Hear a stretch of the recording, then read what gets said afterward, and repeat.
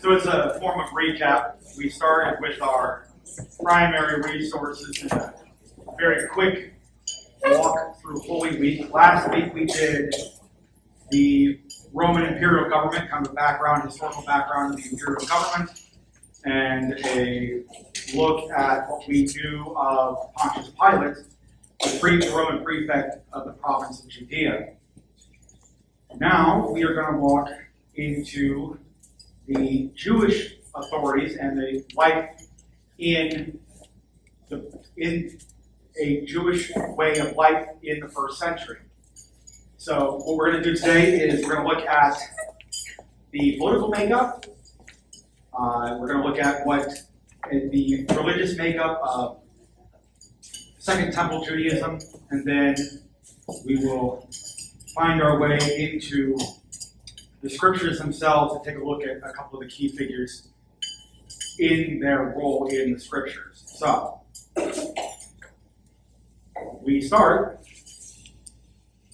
by going to Jerusalem. And actually this is interesting because this is a recreation of what first century Jerusalem would have looked like with the temple completed. You can see the actual city behind it, but this is a scaled model of what they believe first century Jerusalem looked like. This itself right here would be the temple. This is the Antonia Fortress, which would have been the Roman garrison station here, city wall.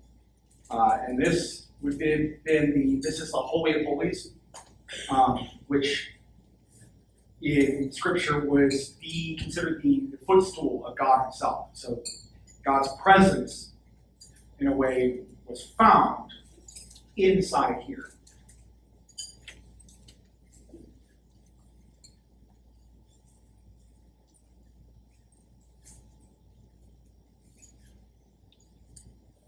So in order to really break down what we're doing or where we find ourselves, it's important to take a step back again and to talk a little bit about what we were doing, what we talked about last week, but taking a much more focused look at Herod the Great and his family. Herod, who was the son of Antipater the Idumean. Antipater could have been most likely a convert to Judaism. They believe his conversion would have happened when Idumea, or what is biblical Edom, was conquered by one of the Hasmonean kings, and then the entire population was forced to convert to Judaism. Herod would have been born and raised as a Jew. But after we push out the last of the Hasmoneans, and Herod goes and gets some help from Rome, he is installed as king of Judea, which is not necessarily what he's looking for, although I'm sure he wasn't sad about it. He then reigned until his death in the year 4 BC. In the process, he found himself to be a bit of a megalomaniac, also a bit murdery.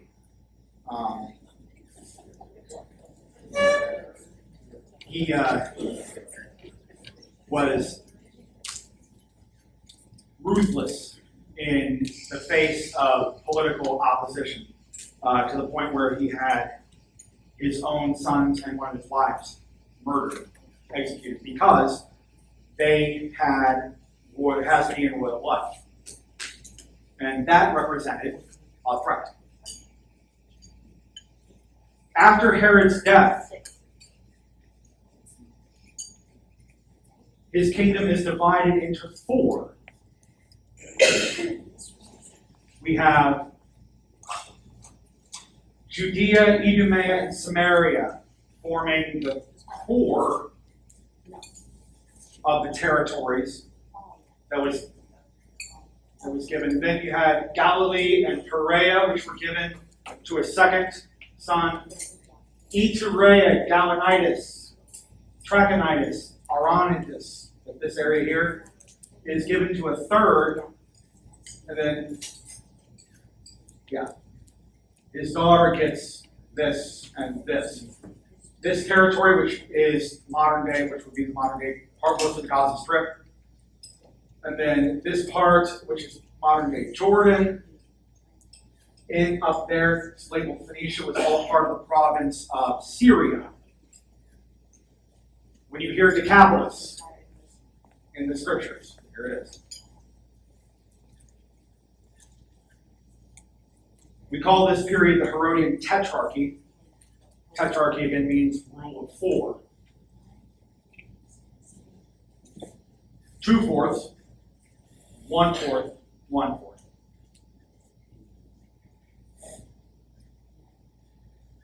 So, now we're going to take a look at Herod's family. And for this, I have this. We're going to leave this one up here because it's complicated enough without being able to follow it. So, Herod was married at least 8 times at the same time. Well, maybe not all at the same time, but there's a lot of overlap because polygamy was still, especially in the upper echelon, was not necessarily frowned upon in Judaism at this point.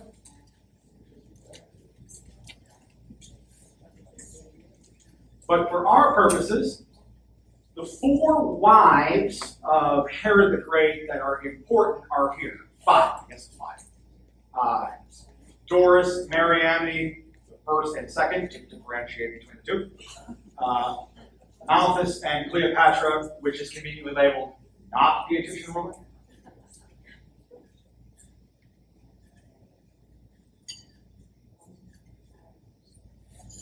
So let's start with just kind of running down. So Antipater is the eldest son of Herod. He was originally the heir to everything that Herod had, fell out of favor, executed by his brother right after Herod dies, 4 BC. We don't really know anything about her. Mariamne the first is Hasmonean. She is the daughter of Alexander, who is the son of Aristobulus II. So that makes her the granddaughter of the last reigning Hasmonean king of Judea. Which is why Herod married her in the first place, to get his connection to the throne. And then clearly, when he didn't need her anymore, out she went.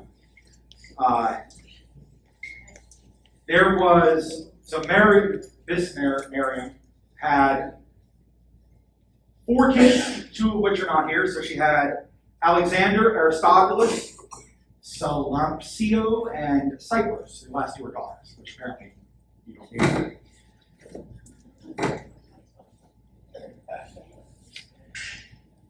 In the year 7 BC, there was a plot that they believed to overthrow Herod, being orchestrated by his sons, Alexander and Aristobulus. That didn't go so well. They were executed in the year 7 BC, along with their mother.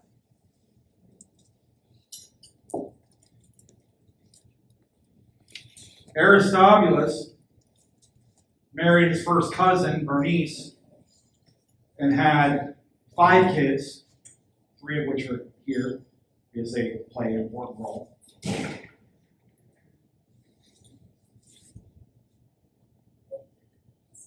By his third wife, Mariam II, who was the daughter of the high priest at that moment. Had 1 son, Herod. He was never actually called Philip. This is a modern day thing to try and attempt to reconcile some of the things that are in Scripture. But he would have not been called Philip, you would have been Herod.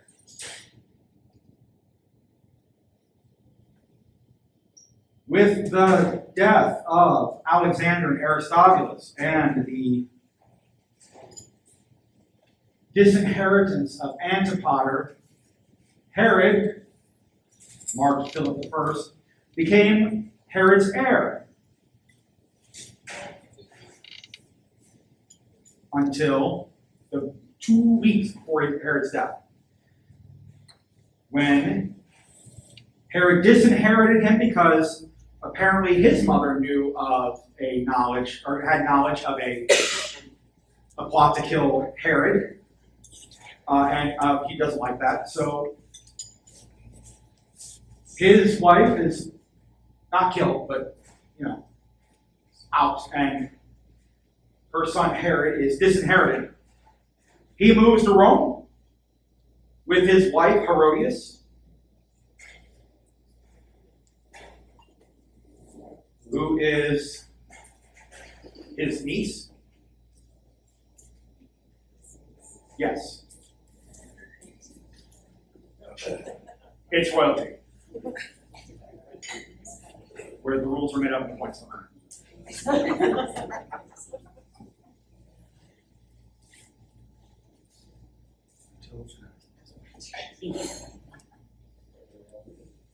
So Herod and Herodias moved to Rome. Herod stays, Herod the other one. Yes, but not really. He lived in Rome after the death of Herod, his father, in 4 BC, and him being disinherited. He moved to Rome, where he lived until his happy death in the year 33. Considering that he survived this, means it was a happy life. Together, Herod and Herodias had one daughter, at least, who Josephus gives the name Salome, who figures prominently in the death of John the Baptist. We'll come back to that later. Wife number 4 is Malchus. And they have 3 children that we know of. One daughter, Olympias, who is married off, because that's what you do with daughters. You marry them for wealth and alliances. But Malchus has two sons, Archelaus and Antipas. Archelaus becomes the heir, and is actually the one that succeeds in getting his half-brother Herod, not Philip, disinherited. And it assumes for 2 weeks, assumes the position of heir of Herod. Herod dies 2 weeks later. Archelaus then takes over what he believes to be his father's kingdom. Except, of course, at this point in time, we are still under the rule of Rome. Herod's a client king.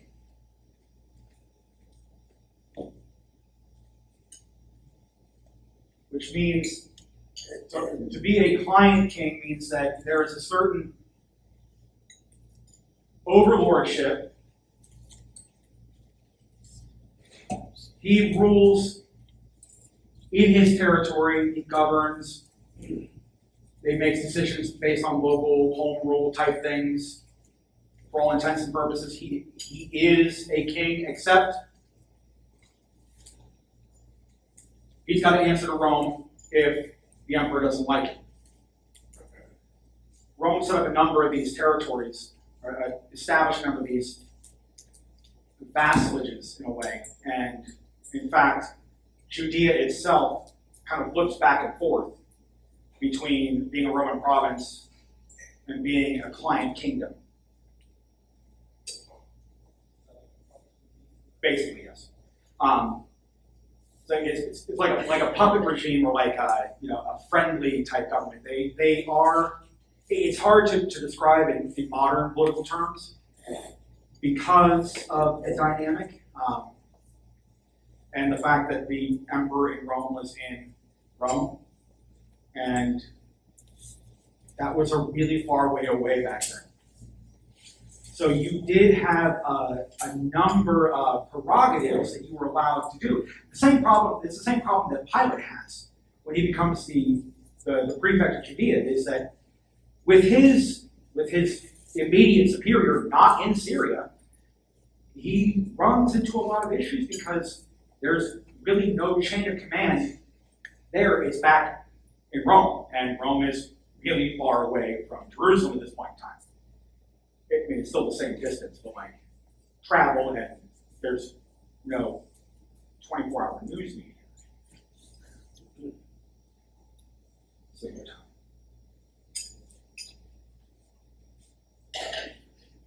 So Archelaus assumes that he's going to get his father's kingdom. So in order to fully assume the rule of Judea, he has to go get the approval of Augustus, the emperor in Rome. So he and a delegation go to Rome, submit before the Senate and before the emperor. Especially since Antipater is still technically alive at this point in time. I guess not technically, rather alive, not, but he's alive still. He had just been disinherited. So Archelaus and his delegation go to Rome.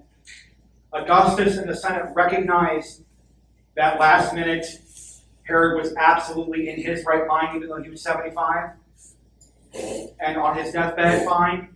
So he was absolutely in his right mind, and we're going to take the word that everything he says was his actual last will and testament. But Rome recognized Archelaus as the proper heir. When Archelaus returns, he has Antipater executed because, again, threat. But Augustus does not give Archelaus everything. He does not recognize him as king. It's Augustus that divides the kingdom of Herod into fourths.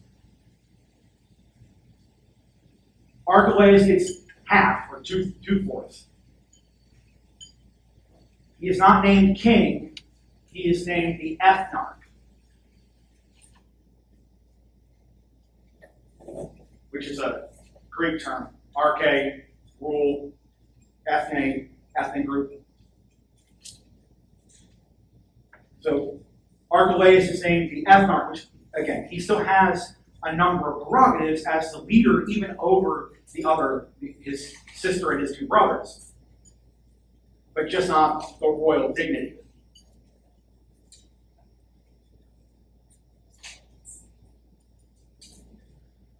So Archelaus returns to Jerusalem as the ethnarch of Judea, Samaria, and Idumea, which he takes over in the year 4 BC.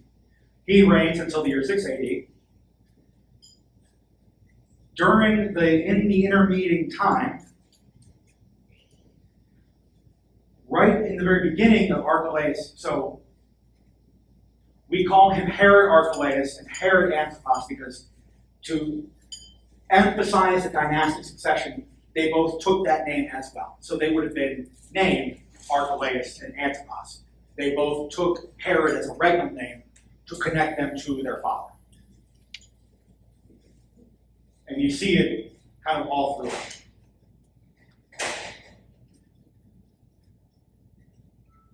Archelaus is not a fun guy.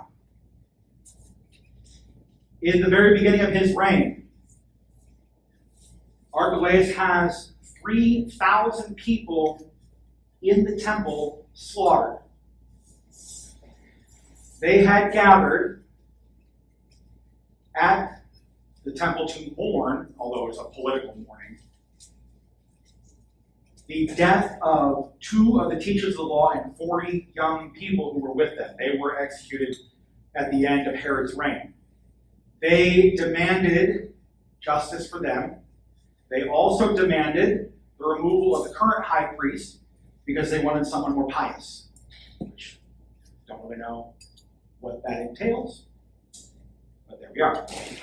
Archelaus dispatched a very small cohort of soldiers to reason with the protesters / mourners, in which the gathered crowd then stoned them to death in the temple.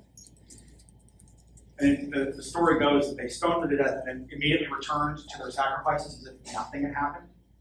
Like, you don't have a pile of dead bodies over here. Again, Archelaus is not too thrilled about that, so he then dispatches the entire royal contingent of the army in Jerusalem to the temple where he slaughters everyone. And in the process, actually cancels Passover for that year, the celebration of Passover that year in Jerusalem. Again, not going to find yourself a lot of fans. Eventually, Archelaus divorced his first wife, who was not listed here. Oh, yeah. He married Miriam, his first cousin, once removed.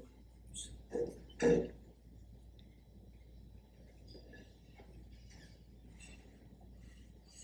daughter of Aristobulus.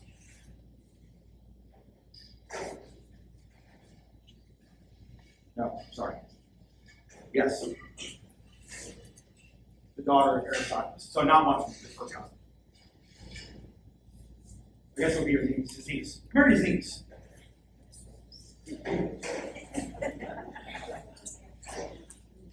Exactly, keep it in the family. Divorced her so that he could marry a woman named Glaphyra. Glaphyra was first the wife of Alexander. He didn't end his life ended pretty nastily. After that, she then married Juba, the king of Mauritania, another client kingdom, Mauritania being northern Africa. He was in Turkey, well, the province is called Asia, modern day Turkey, where he met Glaphyra. They fell instantly in love, got married. That didn't last long because she very quickly ran into Archelaus, who she also fell madly in love with. Divorced Juba within 2 or 3 weeks, so that she could marry Archelaus, who then felt the need to divorce his wife to marry her. Now, this doesn't end well for either Archelaus or Glaphyra, because to marry the widow of your brother is a violation of the Mosaic law. And it was a cause of great scandal in Jerusalem. Not long after their marriage, it said that she had a dream where she encountered her first husband, Alexander, who chastised her and said he came back to claim her for himself. 3 days later, she was dead.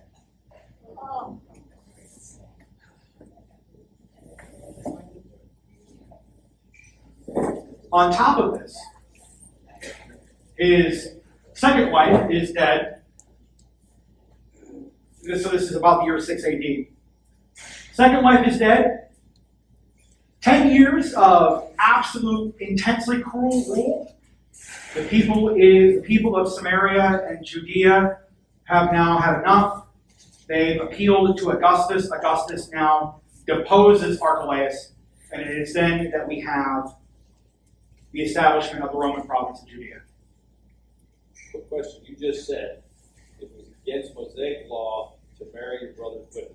Yes. However, in the story of the Bible, it says if your brother's wife, he dies without providing children, you're to marry her. How's that jive? Yeah, and then they have 7. And then they have 7 of them. So how does that jive?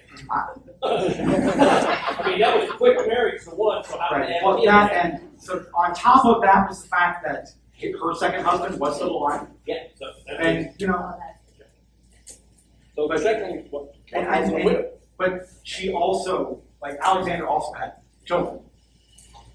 So a levirate marriage like that would be if they did not have. Exactly. I know, but Archelaus is deposed by Augustus in the year 6 AD. He is then falls off the face of the planet.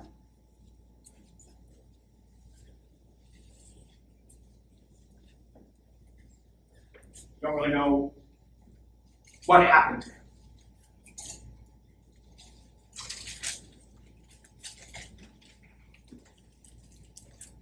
So now Archelaus is gone.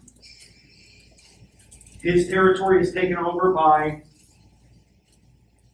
the Romans for direct rule against the establishment of the province of Judea in the year 6, which I think, as I mentioned last week, was the reason that Quirinius, who was the legate of Syria, issued the call for a census, which is in the Gospel of Luke.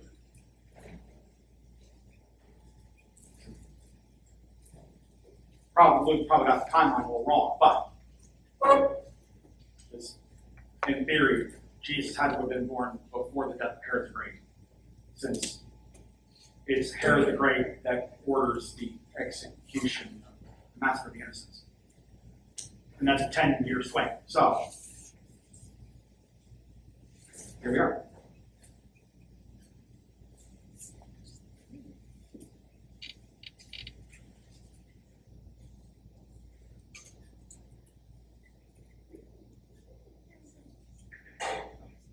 So, Archelaus has this until he doesn't. Archelaus' full brother is Herod Antipas, who gets Galilee and Perea.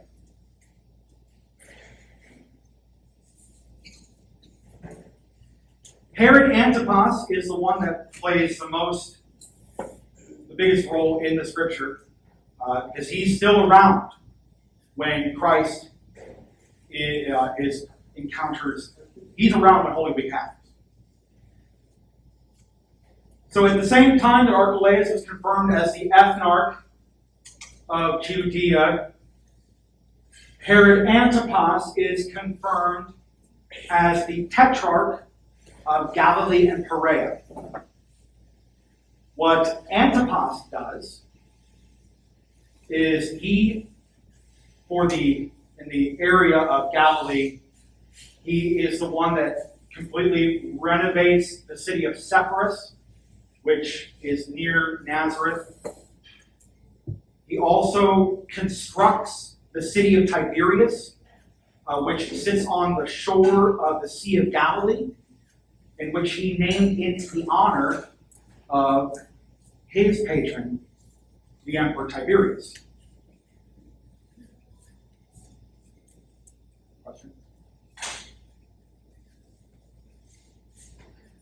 Antipas marries first Phasaelis,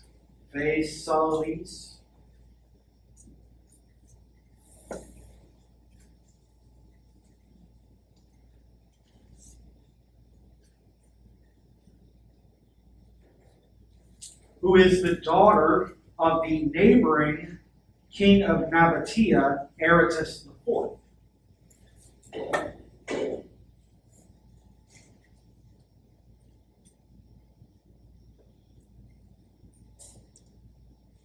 The Nabatean kingdom is here.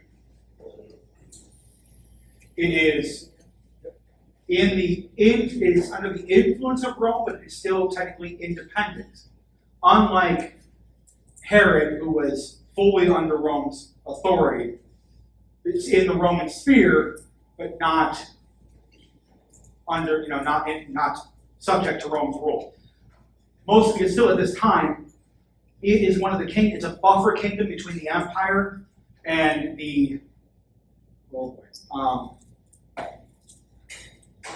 empire on the other side that covers Iraq and Iran. It's the Persian Empire, but it's a particular one.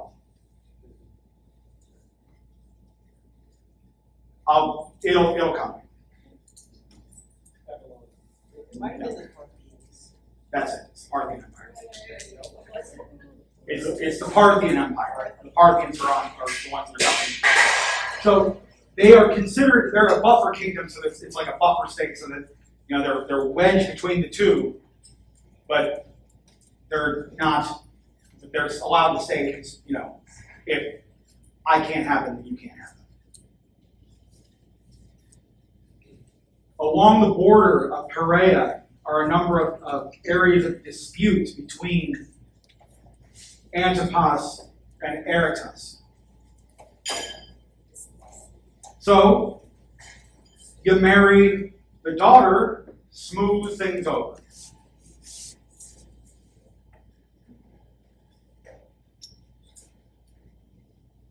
Except there's a problem. He divorced her in order to marry Herodias.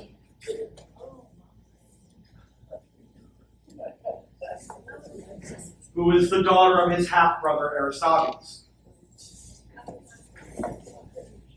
Also, at the time, the wife of his other half-brother, Herod. So at this point in time, Herod and Herodias are in Rome, living their best life, having a daughter. Antipas goes to Rome, calls upon his brother, sees his wife. Apparently they decide they can't live without each other.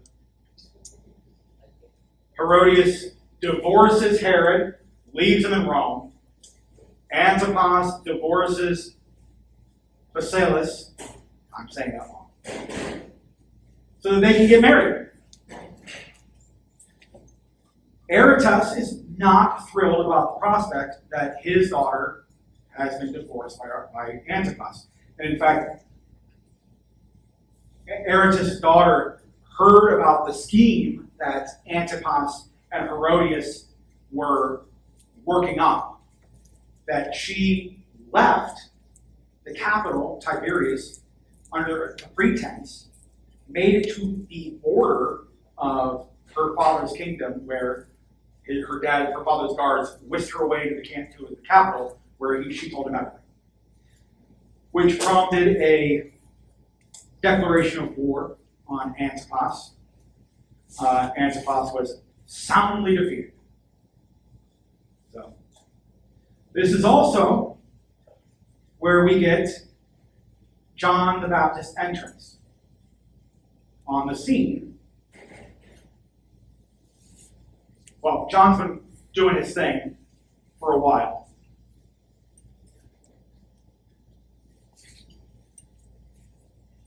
Antipas and Herodias are married. Salome, Herodias' daughter by Herod, not Philip, comes with them from Rome back to Jerusalem. No, Tiberias. And this is where we get the scene that everyone knows.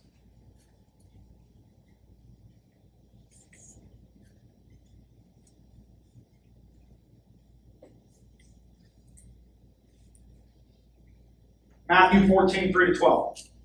Now Herod had arrested John, bound him, and put him in prison on account of Herodias, the wife of his brother Philip. Again, why we insist on calling him Philip. For John had said to him, "It is not lawful for you to have her." Although he wanted to kill him, he feared the people, for they regarded him as a prophet. But at a birthday celebration for Herod, the daughter of Herodias, who is not named in the gospel, her name comes from Josephus. The daughter of Herodias performed a dance before the guests and delighted Herod so much that he swore to give her whatever she might ask for. Prompted by her mother, she said, "Give me here on a platter the head of John the Baptist." The king was distressed because of his oaths and the guests who were present. He ordered that it be given, and he had John beheaded in the prison. His head was brought in on a platter and given to the girl, who took it to her mother. His disciples came away and took away the corpse and buried him. They went and told Jesus.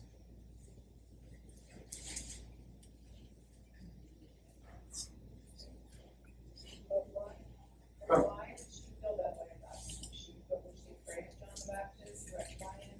But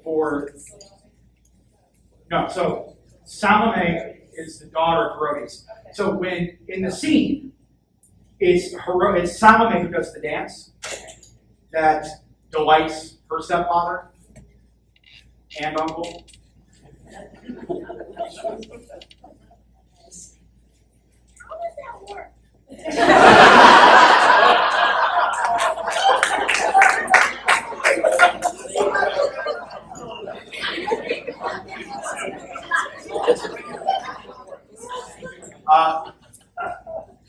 Who asked the question? You talk to mom and dad after.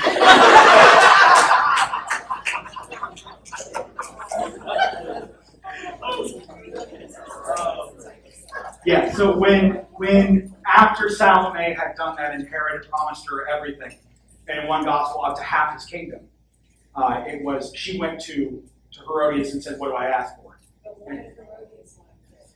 Because John was walking around denouncing both Antipas and Herodias with the marriage, I got that.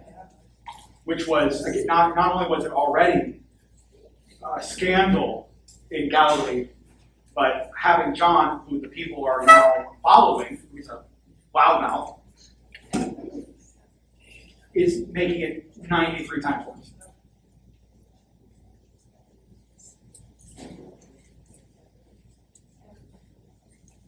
Antipas will come back into play when we look back at the Passion accounts of the Gospels. But to finish our fun trek through Antipas' life, Antipas had a nephew named Agrippa, who is the younger son of Aristobulus, brother of Herodias. And I won't say anymore.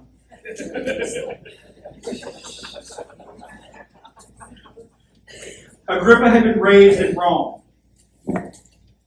And in so doing, had actually made a lot of very powerful friends.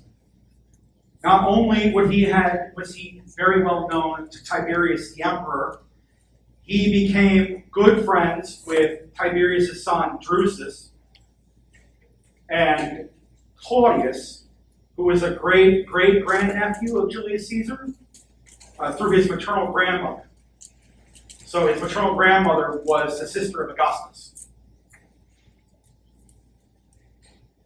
He even became, when Drusus died, Herod Agrippa became the guardian of Tiberius' grandson, Drusus' son, Tiberius Gemellus.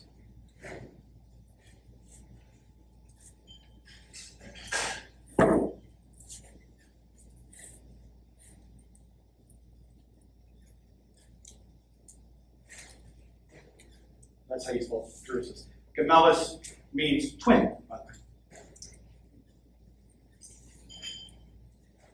When Tiberius died, Drusus was supposed to succeed, but of course he predeceased his father. So Tiberius left in his will a joint heir, his grandson Gemellus, and Caligula. Caligula, who was an adult, Gemellus, who was not, both succeeded Tiberius, but Caligula had the poor kid offed. It wasn't much longer after that that Caligula himself was assassinated, which becomes a trend in imperial politics, which then precipitated the rise of Agrippa's other good friend, Claudius. It would be through this friendship that Agrippa had got his revenge against his brother, uncle,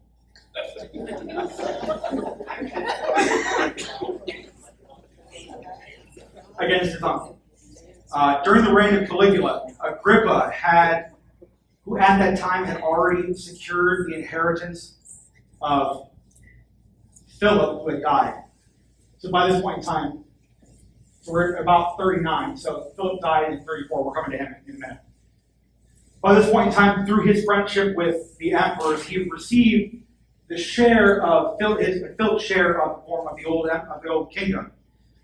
Then accused Antipas before the emperor of conspiring against him.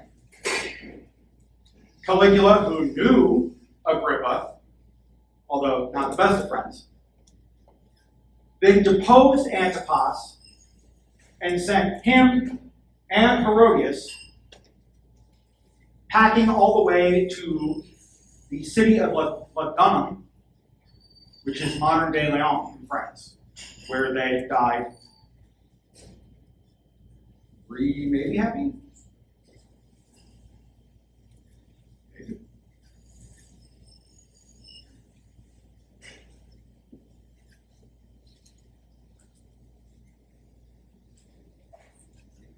Not much is actually known about Philip. He was confirmed as the fourth tetrarch of Iturea and Trachonitis and everything else. This is where things get a little iffy, because there is some confusion between Philip and his brother, Herod, sometimes called Philip, about the marriage with Salome.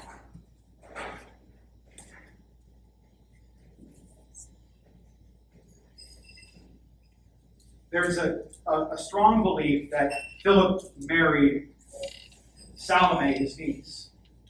Why not? Exactly. Yeah, the real Philip. Right. Yeah, his niece once removed. But the problem they have with that is that there was an incredibly large age gap, like more than like this would. I mean, this is already ridiculous, but even that would have been ridiculous. Because it would have been, he would have, we're talking like a 30-year difference between Salome and Philip. Which means that the only other option that we know of for Philip to marry a Salome would be his half-sister.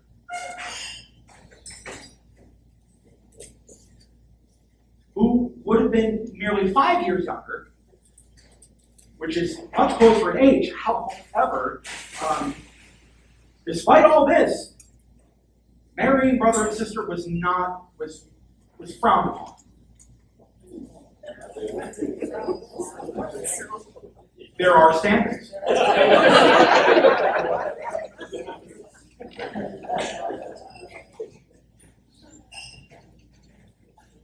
So the Salome that is his sister is the one that gets Phasaelis, Azotus, and Jamnia, this area.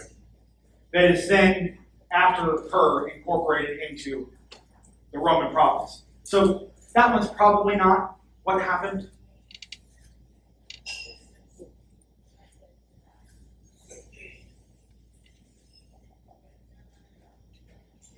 But that's what we know.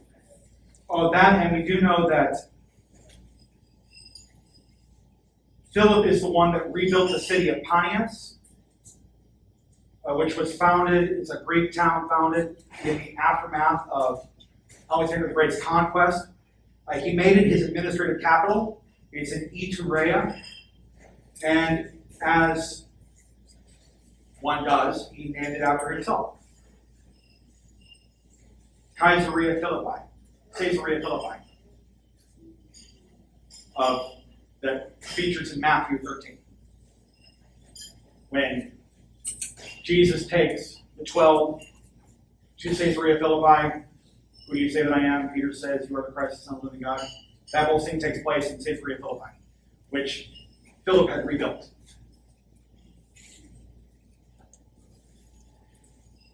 He named it after himself, one, because that's what you do, but also to distinguish between it, Caesarea as a name, which would have been common because it's connected to the name of Julius Caesar.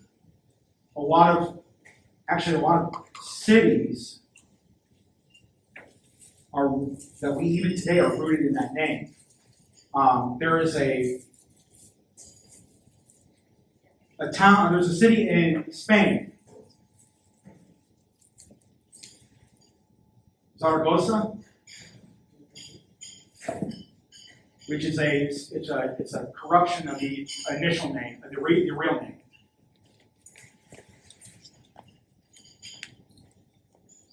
Kaiser Augustus, named in honor of Caesar Augustus. So Caesarea, which is how you should pronounce it.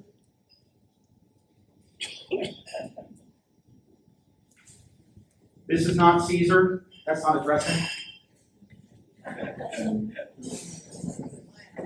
The C always makes a hard K noise in Latin, unless it's followed with a couple of different vowels. But when an A follows a C, it's always a hard K sound. So it would have been Julius Kaiser, which is where we get the German title for an emperor is Kaiser. The Russian term for an emperor is Tsar. Hard to see. So because of that,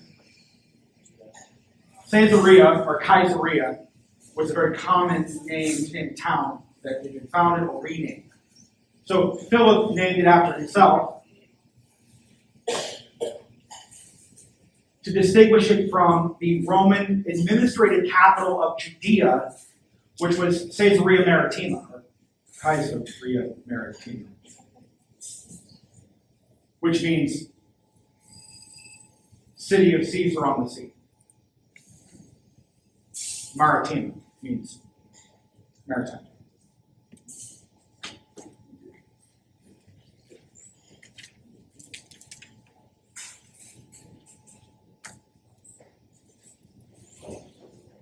Herod Agrippa I, by the year 41, would have, through his friendship with the emperors, reconstituted Herod's kingdom, such that he ruled over everything that Herod the Great had ruled as a client king of Rome.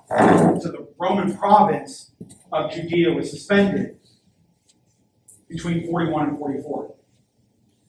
His son Agrippa II would have taken over for a little bit, but not long. The province of Judea would then be reconstituted.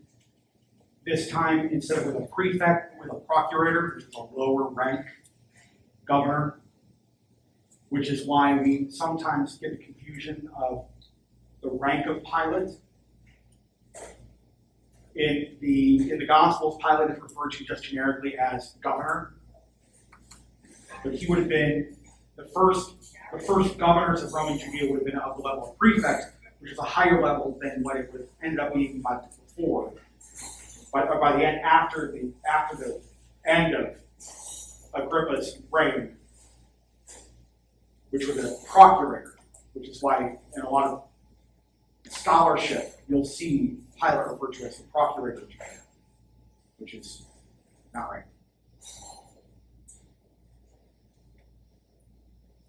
The province of Judea then continues until the year 70,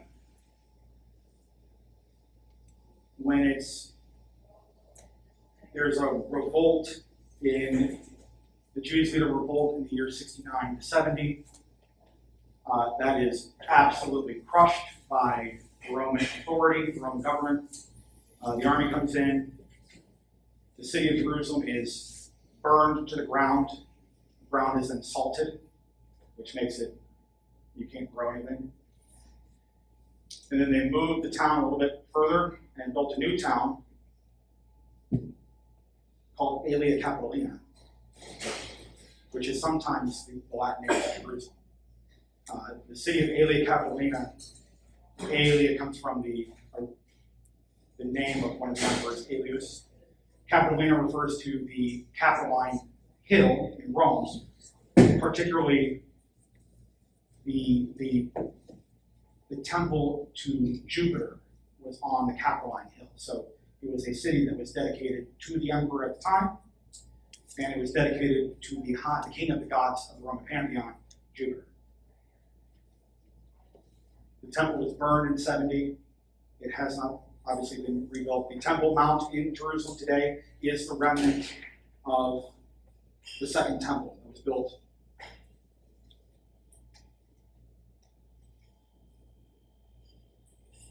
by Herod.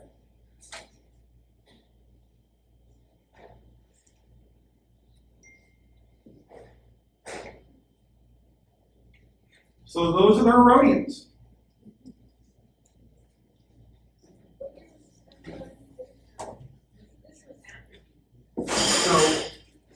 So the Second Temple began at the end of the Babylonian captivity in 515 BC. It was under constant construction, updating, refurbishing, restructuring, everything. Probably until just a year or two before it was destroyed by the Romans. 70 AD. So for almost 600 years, the temple was near constantly under construction. Herod would have taken what he had and completely redid it, which is why when you hear in the gospel from Sunday, where Jesus goes in to cleanse the temple, and they said, "What sign can you give us?" And he said, "Tear down this temple and I'll rebuild it in 3 days." And they scoff and they say, "This temple has been under construction for 46 years. And you're going to rebuild it in 3 days." Because it had been completely redone, beginning with Herod. And it was, again, even then it was constantly being upgraded.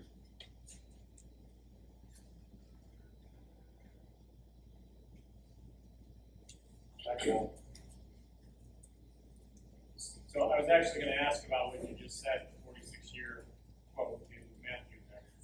So is that kind of like a micro section of construction they were talking about of the entire hundreds of years that it was? Well, exactly. So if you think about around the time that Christ would be doing this, would be around the year 30. So Herod would have completely restarted the building of the temple under his reign. Herod rules from, I want to say, the 30s BC to 4 BC. So it would have started when his reign was secured. So 46 years from about the year 30 puts it at about, I don't know the math there, 16 BC would have been right around according to that timeline. So yeah, it would have been this like complete total overhaul that we're looking at here that Herod would start.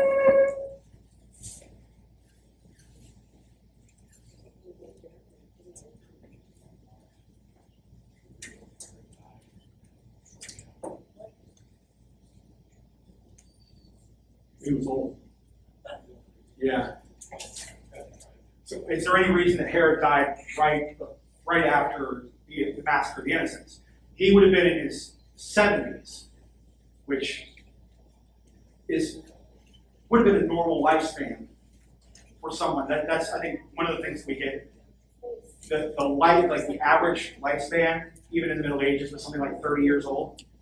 That's taking into account an incredibly high infant mortality rate. If you survived childhood, you were pretty fairly confident to survive in your 70s. Even in the Psalms, if you look, it says, when it talks about the fleeting nature of life, the psalmist makes a comment that we're given 70 years, 80 for the strong. So if you survive the perils of childhood, including birth, then you have a relatively decent chance of surviving into your what we consider to be old age. So by this point in time, Herod would have been old. No offense to anybody that finds themselves near that age. Seasons. Veterans. Seasoned. Second unit. Is there a question for you that I need to get out of my? Do you have an idea of the direction of that area? I do not, but Looking at all the buildings from the outside, it looks like it's massive. it would have been. I mean, this is the pinnacle of religious life in the Jewish life. So it would have been, yeah, it would have been as huge or awesome or anything you think of by design. Yeah. It's huge, it's huge. So the Wailing Wall is the western wall of the Temple Mount. So this is where like everything happens. So this box here, that's the Holy of Holies, which again would have been where we contained the presence of God Himself. Would have been the Ark of the Covenant when it was there, was considered the footstool of Christ, of God. So the only person allowed the Holy of Holies is the high priest. And maybe the king back with under the Davidic kingdom, maybe it's a little bit weird. So you hear the talk of, so there's the court of men, the court of women, and the court of Gentiles. So where your rank or your status in society determine how far in you got. But They had their own section, right? yes, yeah. The court of men, the court of women, and the court of Gentiles. It's kind of this outer. So the western wall or the Wailing Wall would be one of these outside retaining walls. Would have been on the western side of the Temple Mount. Today, the Dome of the Rock sits here, which is the place that Islam holds that Muhammad ascended into, which is why the Dome of the Rock is there, which is why there is so much contention over the Temple Mount today. Because not only is it a holy place for Jews, but it's a holy place for Muslims as well. So that, yeah. So you can't rebuild the temple in Jerusalem without first knocking down one of the three holy sites in Islam. And when anybody starts knocking down anybody else's religious things, it doesn't end well for anybody.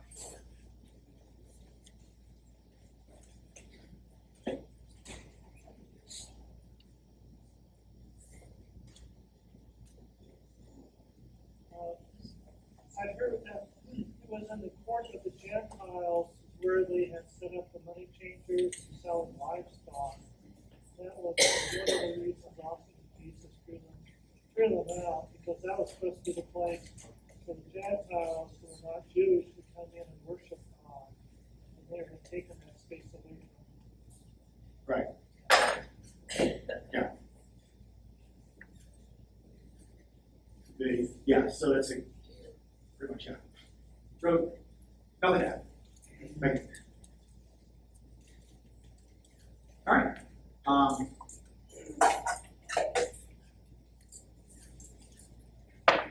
So that's Herod Antipas. We're going to come back to him in a minute. So this period in Jewish history is referred to as Second Temple Judaism, or the Second Temple period, because of the Second Temple. And it runs from the end of the exile, the Babylonian exile, until the destruction of the temple. So we're talking again about a 600-year period of Second Temple Judaism. And during this time, there were three major schools of thought or philosophies that governed Jewish religious thought. The first one that we know are the Pharisees. Pharisee comes from a Greek word which ultimately derives from an Aramaic word, which means separated or set apart. They've set themselves apart because of their disagreements with the major players in the temple itself, which we'll come back to. The Pharisaic movement developed as a result of the Babylonian captivity. When the Temple of Solomon, the first temple, was destroyed by the Babylonians, you had to completely reorder your way of thinking and worshiping of God. So there developed a house of study, in Hebrew is called Beit Midrash. And there's the house of prayer, which in Greek is called synagogue. These became the focal point of worship and study and prayer for the Jewish people in the diaspora. The exile ends. The first wave of exiles return. Immediately we start reconstructing the temple. However, the synagogues as a way of life retained a secondary importance in the life of Jewish people, particularly in the towns, in the cities, away from Jerusalem. You add on top of this that the Second Temple, according to Scripture, was being built under the command and authority of a foreign power, Cyrus, the Persians, which meant that there was a lingering doubt as to the temple's legitimacy.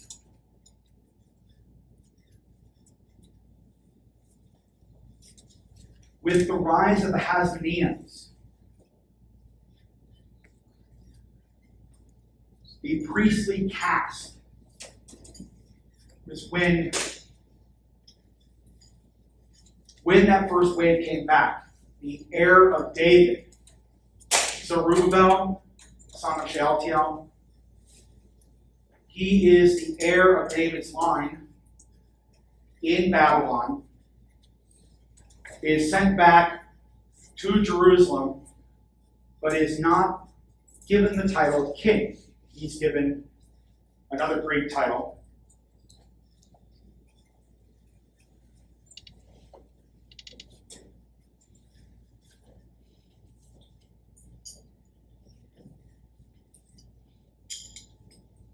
Well, during the captivity, he was known as the exilarch, or the leader of the exiles. When he returns to Jerusalem, he's given the title ethnarch, leader of an ethnic group. Which means that even though he had a prominent role, he was not a king. He was a governor under the Babylonian Empire. Which means that the religious authorities had a large sway. As we're rebuilding the temple, their power grows. The rise of the Hasmoneans, political and religious authority are merged into a priestly caste, as Judas Maccabeus and his father are priests themselves. So you have a priestly family as the ruler of the Jewish people.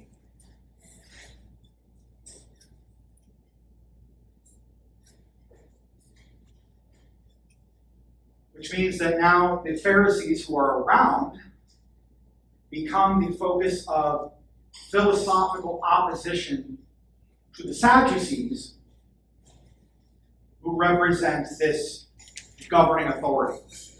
They are of the priestly caste. So the Pharisees opposed the Hasmonean monarchs. When the brothers John Hyrcanus II and Aristobulus were fighting over the throne of Judea, they invited the Romans to try and figure out, both brothers tried to get the Romans to agree to side with them. When Pompey besieged the city of Jerusalem in 63 BC, the Pharisees went out of the city to meet with Pompey to demand that if they take the city, that they get rid of the monarch and they allow a proper understanding of Judaism to flourish. Pompey said yes. The Pharisees opened the gates of Jerusalem to the Roman soldiers. The army was overthrown, or the Hasmoneans were overthrown. Roman rule effectively begins even with the remaining Hasmoneans, and then Herod. The major belief system of the Pharisees was that they opposed Hellenization, so this idea of becoming more Greek. They, unlike the Sadducees we're going to get to, who were absolutely wrapped up in the cult of the temple, the Pharisees were claimed for themselves a teaching authority rooted in Moses. Hence, Jesus' admonition to the people. The scribes and the Pharisees sit on the seat of Moses. Do what they tell you to do, but don't follow them. He recognized an authority there. Christ himself recognized a Mosaic authority that the Pharisees occupied, which points to the fact that scholars generally believe that Christ himself would have probably aligned himself with the Pharisee movement, which is why he's so hard on the Pharisees. Because you're so close. You're just not there.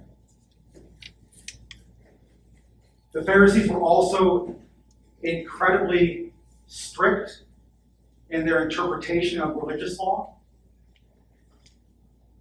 which again in that same passage talks about how they bind heavy burdens but don't do anything themselves. It's also from the Pharisees that we have a wider scriptural authority. So not just Torah, which is the first 5 books, but you also have the prophets and the writings. There's an oral Torah that surrounds the teaching of those 3 sections of the Old Testament, what we call the Old Testament. It's from the Pharisees that we also have the development of the resurrection of the dead.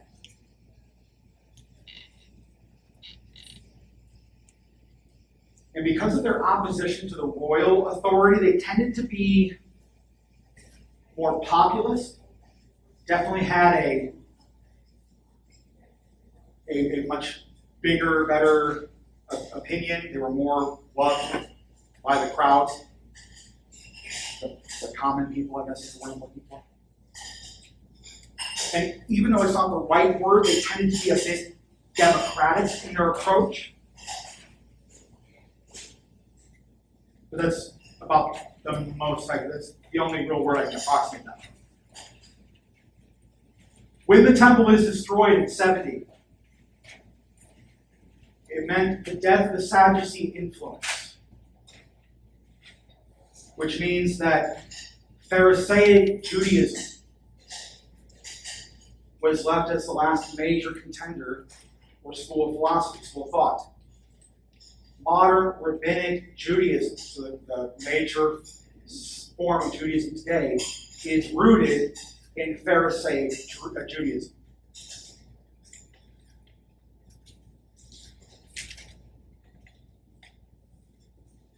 Go ahead. The Sadducees were more aligned with Rome.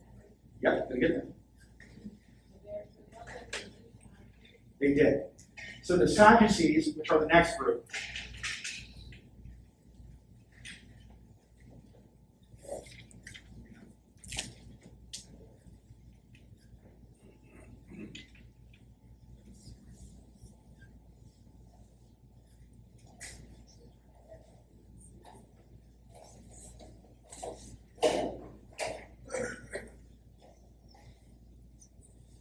So the Sadducees are the next group. They are, this is comes from a Greek word, which derives ultimately from Hebrew, which means of or belonging to Zadok.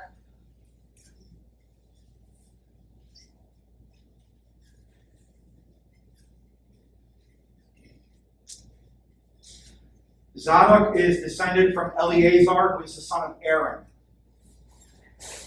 Aaron and his sons were appointed, Aaron was appointed the first high priest. And we see that in Exodus.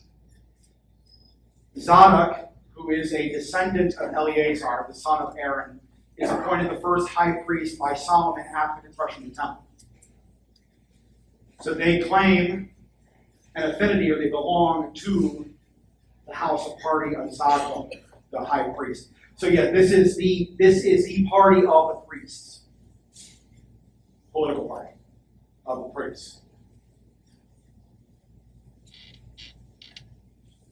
They, as a collective group to form influence, are an offshoot of the establishment of the monarchy, the Hasmonean monarchy. It came to represent the aristocracy, because the priesthood of Israel was actually much more condensed than what I think sometimes we think. I'll get to that in a minute. But Was that a Levite? yes, Okay. So- So he wasn't one of the offshoots that wasn't of the Levite. no. Okay. So I'll just do this now. All right. No, you're good.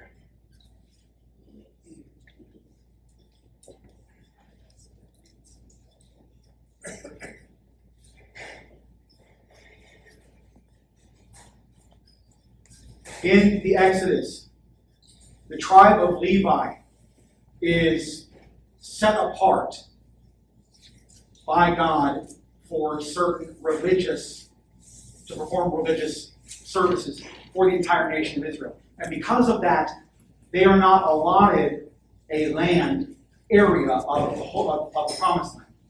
They are spread out, dispersed amongst all the other tribes, which means that the other members of the other tribes have to take care of it.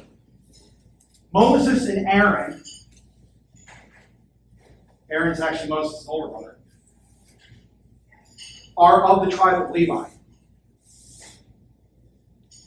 Moses, who takes on a political role, spokesman for God. Aaron is appointed by God through Moses to be the first high priest of the people of Israel. Aaron has 3 sons. I don't know all their names, but the third one is Eleazar.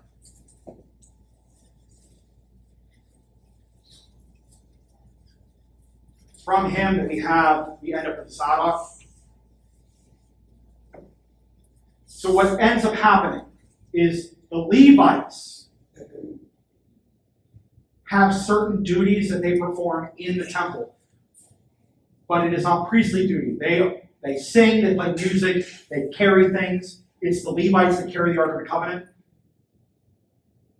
They are also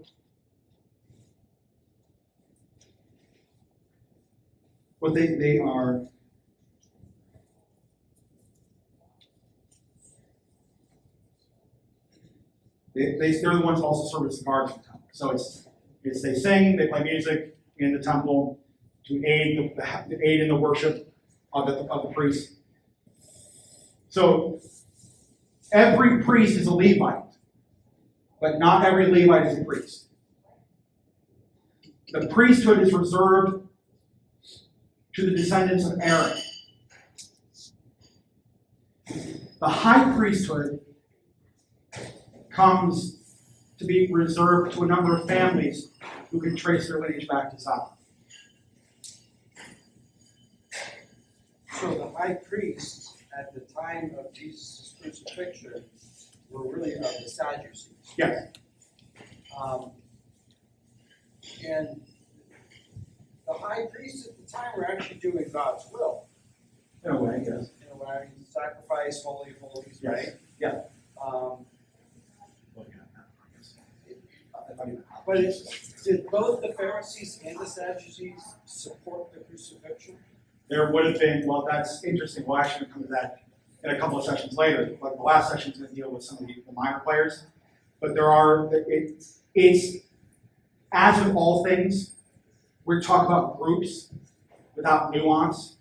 Within each group, there is a number of different nuances and sub-parties and sub-groups, sub-schools. They were never monolithic. So we hear in John's Gospel about Nicodemus and Joseph of Arimathea, who were Sadducees, belonged to the Sanhedrin. You have Pharisees that were absolutely on board with killing Jesus. It's interesting that the Pharisees did not like the Hellenistic influence. When Rome or when Jerusalem fell, the Pharisees threw out the Hebrew texts that were originally written in Greek by educated Jews who were educated through Greek literature, and that's why they were written originally in Greek. And that's why the Protestants threw out those books, because of what the Jews did starting in 70 AD, right? Yeah. Essentially. It didn't really matter what the Jews did in 70 AD, because by then the churches had started. Right. Was Eleazar, I don't remember if all of his sons were married, committed rape, sin, or was Eleazar was not one. It originally passed through his eldest son. There was a prophecy that it would be taken away from him when it was Solomon, I believe it was Solomon, dispossessed the male line descendant of the oldest one, Abiathar, by choosing his side. Wasn't one of them offered incense or something? That I'm not sure about.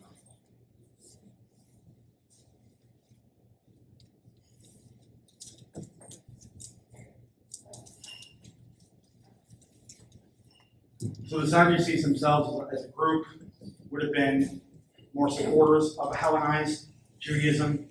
Obviously, the temple is paramount to who they are because they're priests.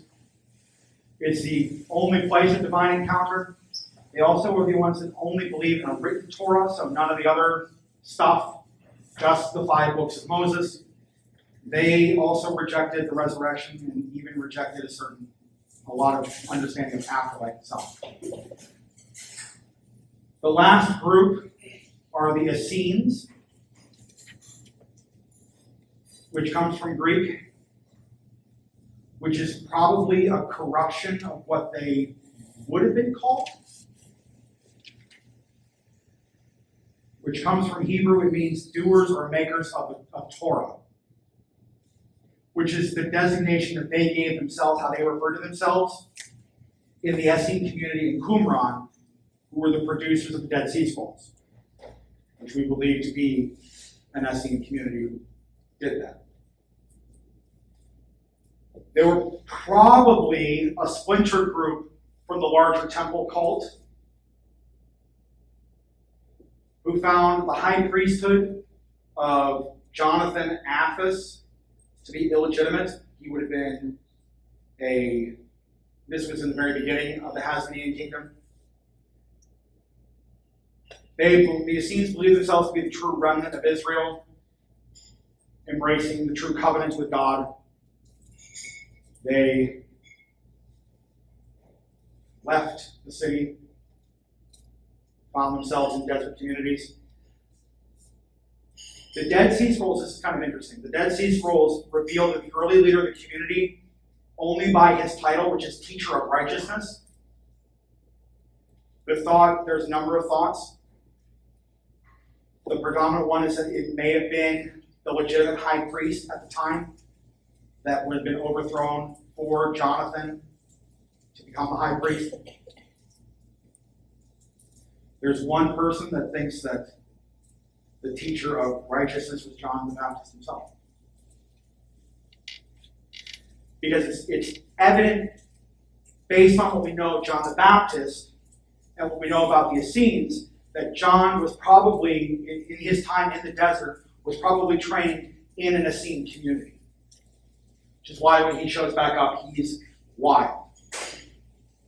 Because the Essenes eschewed any money or private property. They held everything in community. It means because they didn't have money, they also didn't trade with anybody. They had a very strict observance of Sabbath and ritual purity laws, to the point where they would even, in order to maintain ritual purity and to maintain the Sabbath, they would try their best to avoid going to the bathroom on the Sabbath.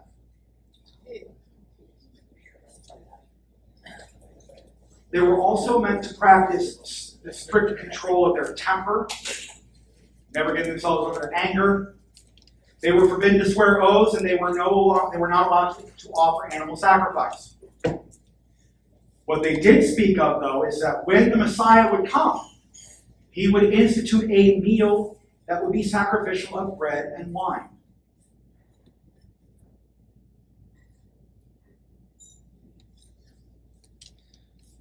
Go ahead. Where did they come from? I mean, they're So- not Levites. No, Yeah, so where? maybe That's what I'm saying. Like what you're saying. it's kind of a Levites, mixed, Are they not Levites? but it's kind of a mixed group Okay. at this point. It's a group that defines itself in opposition to another one. Okay. So, So not that- necessarily. They would have been in the original in the wider circumstances before they would have been entrenched in the larger temple cult, but would have splintered or taken themselves away after a certain political issue with the high priest, and would have then fallen back, retreated. So So they could be opinions. exactly. They have been in some way descended from Judah. Not that we're aware of. Were they related to them? Where did the Zealots fit in with all this? The Zealots are a political group all over the place. They are they're a group that was sowing political discord. They gained a lot of traction towards the end of Christ's life. The Zealots, we're talking about the Zealots. There was an especially a few of them who carried around daggers in their cloaks that would stab people. They were called the Sicarii, which some people believe connects that word, the dagger, with the Sicar. The Sicarii were the ones that carried little daggers. Some people make that connection with Judas Iscariot. Not sure if that's true or how true that is, but some people do try to make that connection. So were they made up of a mixture? Yeah, it would have been. It was as a political movement as opposed to more of a religious movement. It wasn't necessarily tied to one, although religion played a huge role in it. Right, because they were very fight, Yes, but it would have been but they were going to be in right. Yeah, it's more about at that point theology was not the most important thing for them. Independence and the overthrow of Roman government was the most important thing. You said that the Essenes predicted that the Messiah would institute a meal of bread and wine. Did I get that right? Yes, that's one thing that they taught was that when the Messiah arrived, he would institute a meal of bread and wine. It's interesting because Jesus, I think, would have said to all three of these groups, you're right and you're wrong. Yeah. You know? What you did all the time. Some of the scholars you said would say he was Pharisaically leaning, but he called them out. Right. And he really wasn't against the Sadducees because he went to the temple and graced, you know what, because they were doing the wrong thing in the temple. You know, last Sunday's reading. Right. And of course, he did institute the Eucharist with bread and wine. Exactly. Very interesting. Well, In the temple, where did Jesus flip the tables? probably would have been out here. Flip the tables.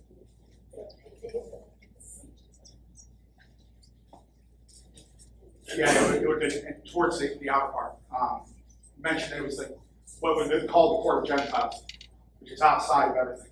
So, which is where they would have set everything up because, again, people needed local currency, they needed animals to sacrifice, and what better place to do it than right there? Except that's not where that's not where you're supposed to do that.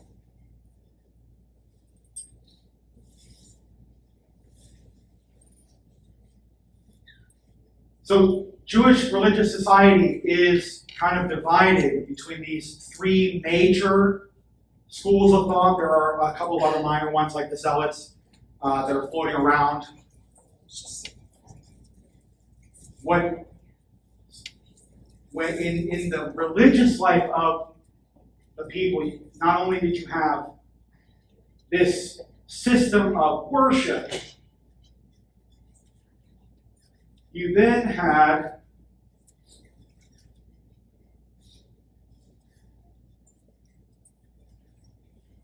the Sanhedrin.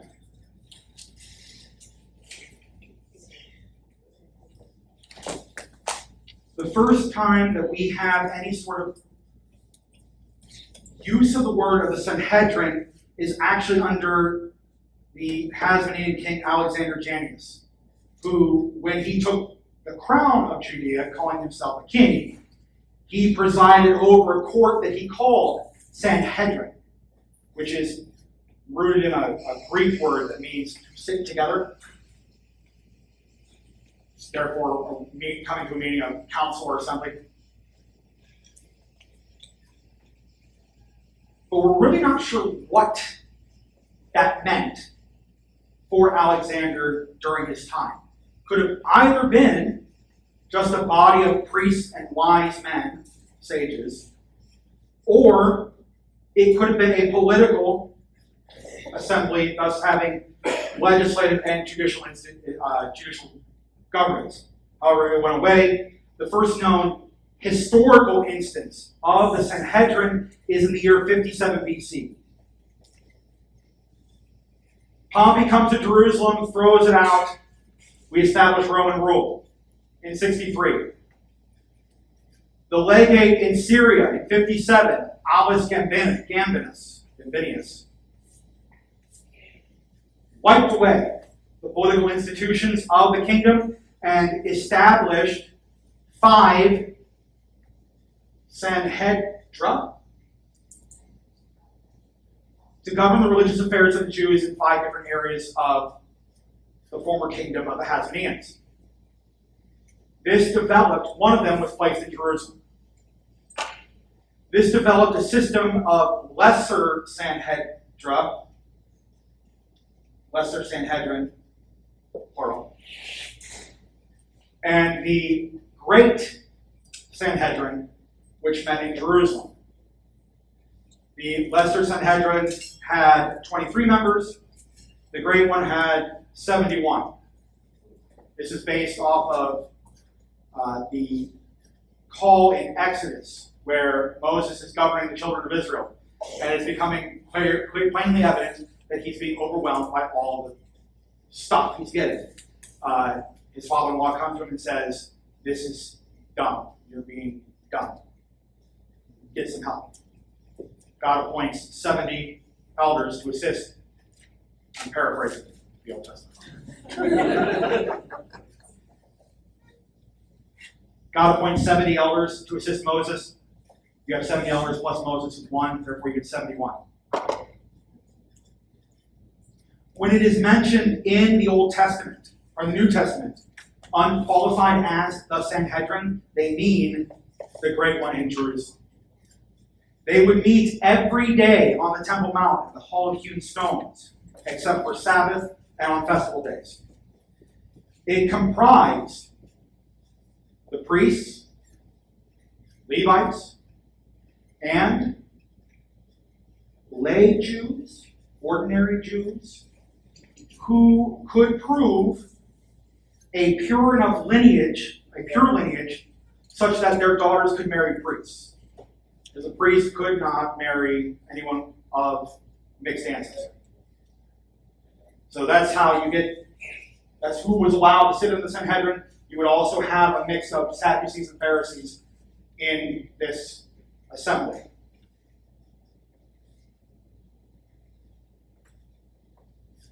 The most likely situation, of course, being that the high priest presided over the Sanhedrin, with the Pharisee possibly serving as some form of second in command or assistant. After the crucifixion, Gamaliel, who is a Pharisee, becomes a leader of the Sanhedrin who is understood to be one of the greatest scholars of the law. He belongs to the Pharisees, and the reason I mention him is because he is St. Paul's teacher.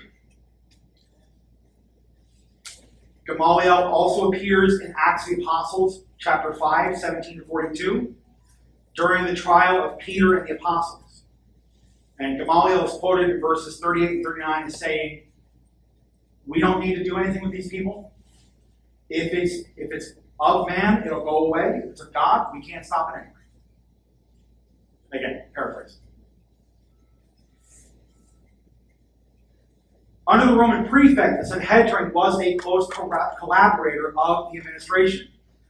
Their goal was to maintain peace in the city of Jerusalem. They also liked their own local home rule and didn't want the Romans to, mess with that. So, peace in the city, we get to keep our power.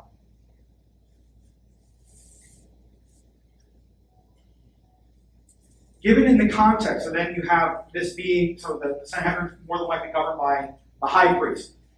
The high priest was descended from Zadok, as you mentioned, a descendant of Aaron. The high priest had he could do anything a regular priest could do, except he had a couple of tasks that were reserved to him. The primary one being the Yom Kippur service, the Day of Atonement. Only he could atone for the nation of Israel, which is why only he entered the Holy of Holies on Yom Kippur to provide a sacrifice of atonement for himself and then for the people. So important was the high priest that the connection was that the sins of the high priest were the sins of the nation, which is why only he could atone for that.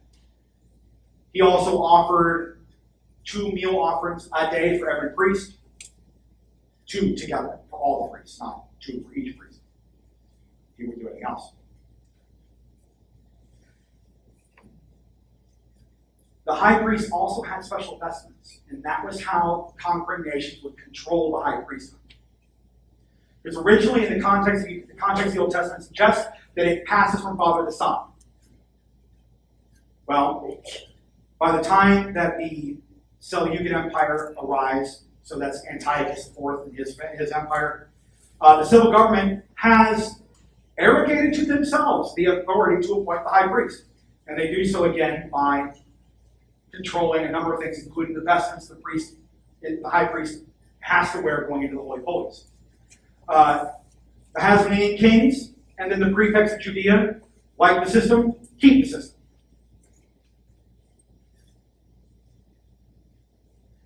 For our purposes, we move on to the house of Annas.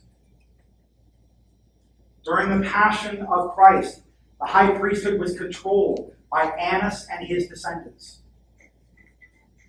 Annas was appointed high priest by Quirinius, the governor of Syria, in 6 AD. He was deposed by the prefect of Judea in 15. And then it just went right down his sons. In the year 18, Gratus, the prefect of Judea, appointed Caiaphas, Joseph ben Caiaphas, who was Annas' son-in-law. In 26, when Pontius Pilate was appointed prefect, he retained Caiaphas. Caiaphas served as high priest for 18 years, in a time when this was unheard of. As the appointment of the high priesthood became a political reality, you would depose and appoint high priests with reckless abandon. The fact that he was high priest for 18 years meant that he was probably a pretty good collaborator with the Roman government. Because he not only survived as high priest the end of Gratus' reign as prefect, but the entire 10-year reign of Pontius Pilate. When Pilate was deposed in 36 by Lucius Vitellius and sent to Rome to deal for all of his crimes, Vitellius also deposed Caiaphas as high priest. He was succeeded by his brother-in-law, Jonathan.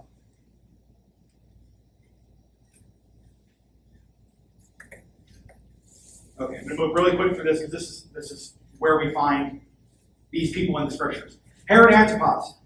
In Luke 9, 7 to 9, we get Herod Antipas' opinion of Jesus, which is interesting because it's a little different in every gospel.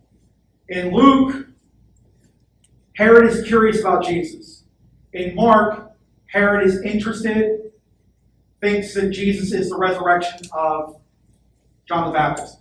In Matthew, Herod thinks that Jesus is the resurrection of John the Baptist, terrified, wants to kill him. In Mark, he's a little indifferent. By Luke 13, Herod wants to kill Jesus. Luke's gospel is the only one where we have the trial before Herod Antipas, and that's Luke 23, 6 to 12.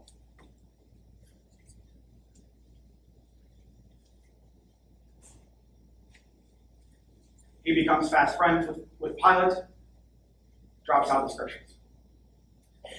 But we know what happened. Annas and Caiaphas.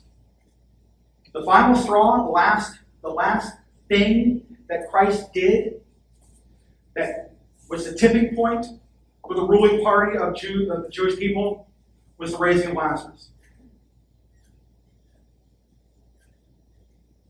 John 11, 45 to 53. After the raising of Lazarus, Caiaphas meets with the Sanhedrin.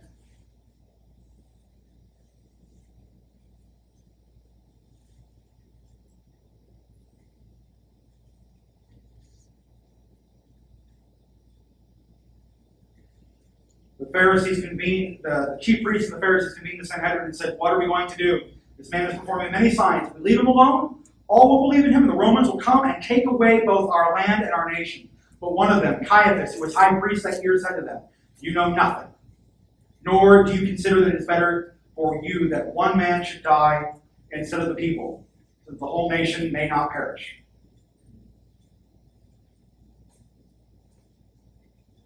What's interesting, for the sake of the nation, Jesus must die. But I also like the author's subtle shade he's throwing at Caiaphas. He's getting the idea that the high priest is supposed to be appointed for life, and he calls Caiaphas the high priest that year. What's also interesting is that it's after this scene and Caiaphas and the Sanhedrin that we pair Jesus' reaction to Caiaphas and their meeting, which is the parable of Lazarus and the rich man. There was a rich man who was dressed in purple garments and fine linen and dined sumptuously each day. Caiaphas. Lazarus at his doorstep. Both die. Lazarus goes to the bosom of Abraham. Caiaphas dies, goes to the netherworld. The rich man goes to the netherworld. We have this exchange between the rich man and Abraham. Finally, the rich man says, "I beg you, Father, send him, Lazarus, to my father's house, Annas. For I have 5 brothers, the 5 sons of Annas, so that they may warn them lest they too come to this place of torment. They have Moses and the prophets. Oh no, Father Abraham, but if someone from the dead goes to them, they will repent." Abraham says, "If they will not listen to Moses and the prophets, neither will they be persuaded if someone should rise from the dead." Lazarus. Fine.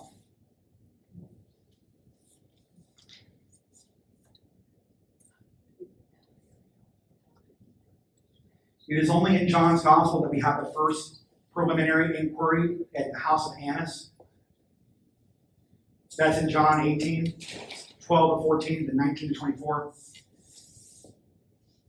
They take Jesus from the garden to Annas' house because it was closer. Annas questions him, sends him off to Caiaphas. In John's Gospel, there is no trial before Caiaphas. Yes.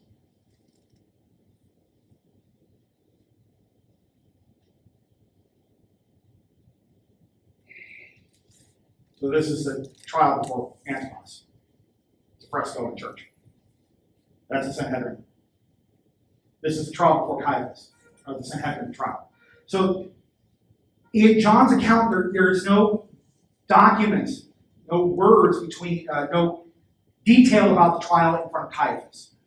It goes from Annas' inquiry to Peter's denial to after he went to Caiaphas' house, he was taken to Pilate. That's it. The Sanhedrin trial before Caiaphas is in the other Gospels, particularly Matthew. Matthew's Gospel is the fullest version of this account. And that's Matthew 26, 57 to 68, where, who are you? Are the king of the Jews? Are you the Son of God the Most High? You say so. Caiaphas rends his garments. He's a blasphemer. We have no more need of testimony. Send him to Pilate. It would be Caiaphas and the chief priests who would stir up the demand for Barabbas instead of Jesus. It was Caiaphas and the chief priests who stirred up the crowd to demand Christ's crucifixion. Jesus was not killed by the Jews.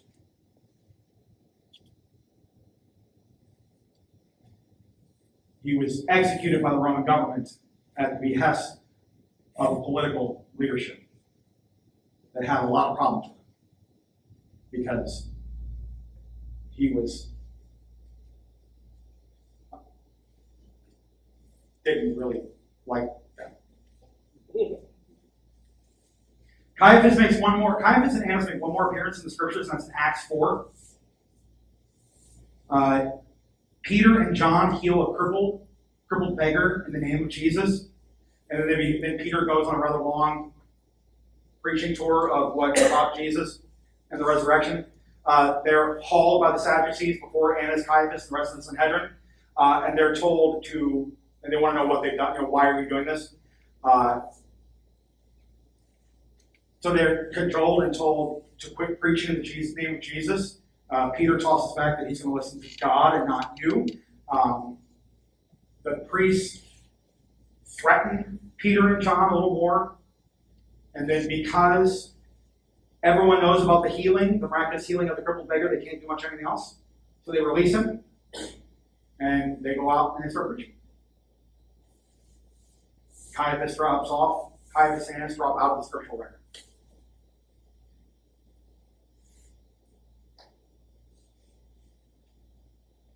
Questions?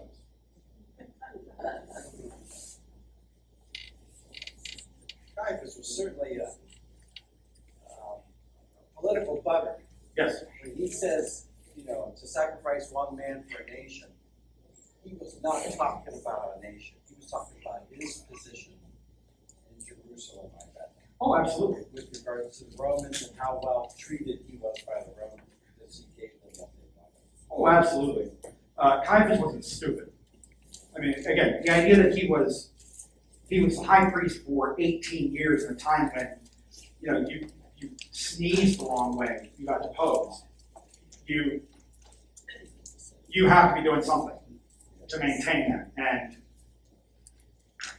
that's how he did it. So he's presented in the scripture somewhat in some ways as almost a caricature of almost like a Bond villain. I did say Bond. But he's politically savvy. He's a politician, first and foremost.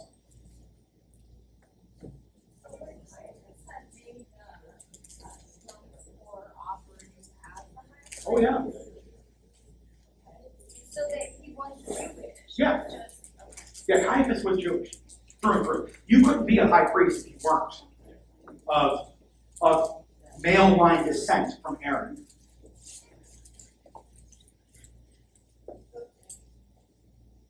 is an ongoing argument. Jesus was executed by the Romans at the behest of the religious leaders, not by the Jews. Yes. But the religious leaders We're Jewish. represented the Jews. They were Jews. Yes. So how do we justify that argument? So the biggest point that we try to maintain is to avoid, especially what we saw in the Middle Ages, which was just a wholesale anti-Semitism. We've got to know. Exactly. which is why it's adamant that we don't. The whole point is to say that it was the Jewish leadership. Yes, they were Jewish, but it was the religious authorities. It was not the Jewish people.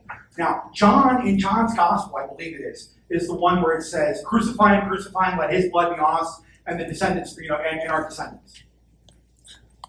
But John's got an axe to grind with the Jewish people, particularly the Jewish leadership, because of the way in which Christianity and rabbinic Judaism drifted apart. Because in a very real way, there was persecution of the Christian sects, of the Christian movement. We see this with how many times Peter and the 11 are hauled before the Sanhedrin. The stoning of Stephen, is All of Paul's early work. yeah, and Paul himself, the reason he was going to Damascus was to round up Christians and bring them back to face trial, that he got his orders from the Sanhedrin. So the early persecution of the Christian church by the Jewish leadership, John's got an axe to grind. Go ahead. In the Stations of the Cross, when Jesus comes to the women and they're weeping, he said, "Don't weep for me, Yes. weep for yourselves and your children, the wombs that did not bear, the breasts that did not suck." Yeah. Even Jesus is saying it was the Jewish people. In essence, isn't he? But not necessarily. Okay. Because again, Jesus himself was a good Jew. Yeah. So he was adamant. I do not believe that he would have been adamant to condemn the people, the whole nation. So I'm just getting clarification. So the Catholic Church stance right now is kind of smooth over the Jewish role. Not. So not to point fingers and be. I don't want to say smooth it over, but to clarify. But you're also saying they played a role in the crucifixion of the church and the Jewish leadership. So why is the Catholic Church not clarifying it that way? Saying this is the role of the Jewish, so our history is accurate versus this kind of. That I don't know. Yeah. I know the official teaching of the church is that to the question who is responsible for Christ's crucifixion, the official teaching is everyone, especially Christians, are responsible for it because it was our sins that Jesus died for. So it is kind of a hard line to toe. I'm just like, we're seeing it in our own current history. Right. But we're kind of glossing over this negative things that are learning. Why is the Catholic Church taking this opportunity? Like, call the Pope, All right. let's Now, I'll make sure that my back thumb that I have is wrong. I want to say, no, you're fine. I cannot actually, obviously I can't speak for everyone, especially in a teaching authority, but what I do want to clarify as best I can is the idea that this should not be the reason, nor should there be any reason, that we treat another human being as less than. And this particular episode, on top of Paul's, some of his earlier works, As a Jew. yes, As a Pharisee. can and was employed as a reason to treat Jewish people as a second-class citizen. It was, you killed our God. I just feel like that's what she was taught, that she was learning. This is what happened because this is how we did something. Right. Oh, absolutely. Yeah, I have no. Yeah. I think it would be good for the church to clarify that it is the understanding of history that they were very politically flawed figures that were high up in the Jewish religion. Yeah. that didn't represent all of Judaism. Right. They represented Jerusalem. And in a lot of real ways, they didn't even represent Judaism, they represented themselves. Right. Yes. It was a very malicious group of guys that were very political, more so than they were pious. Right.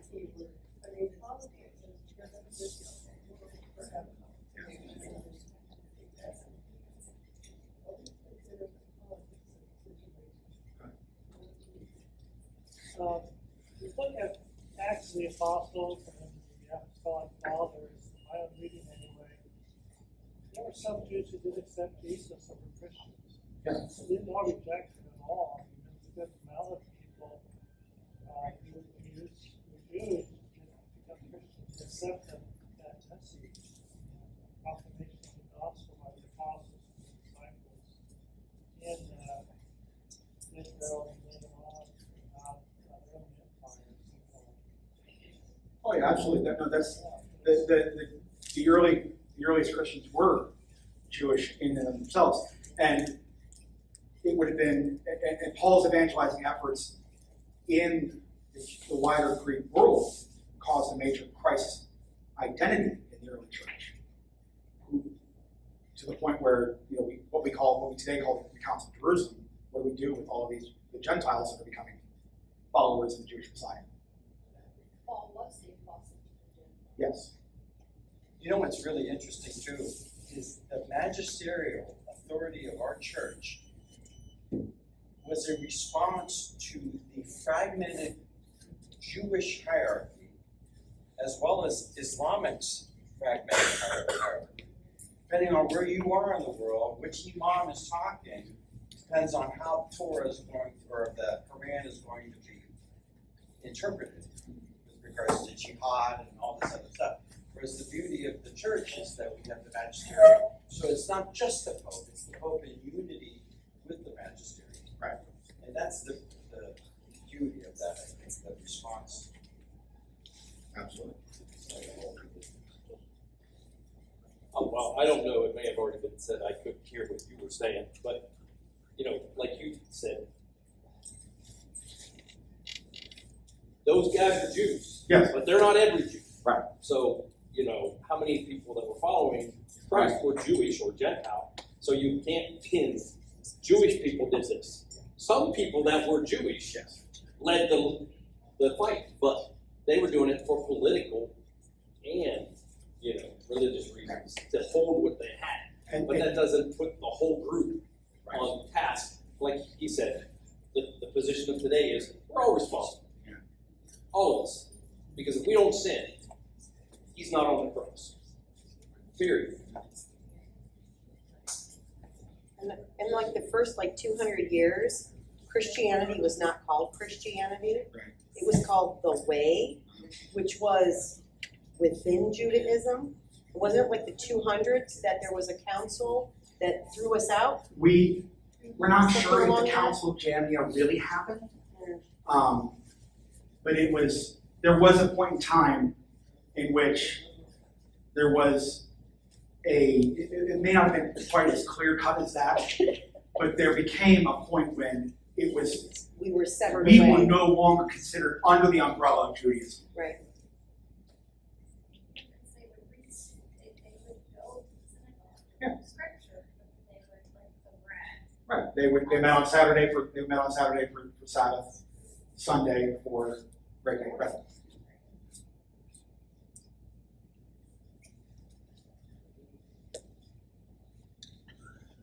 Any other thoughts?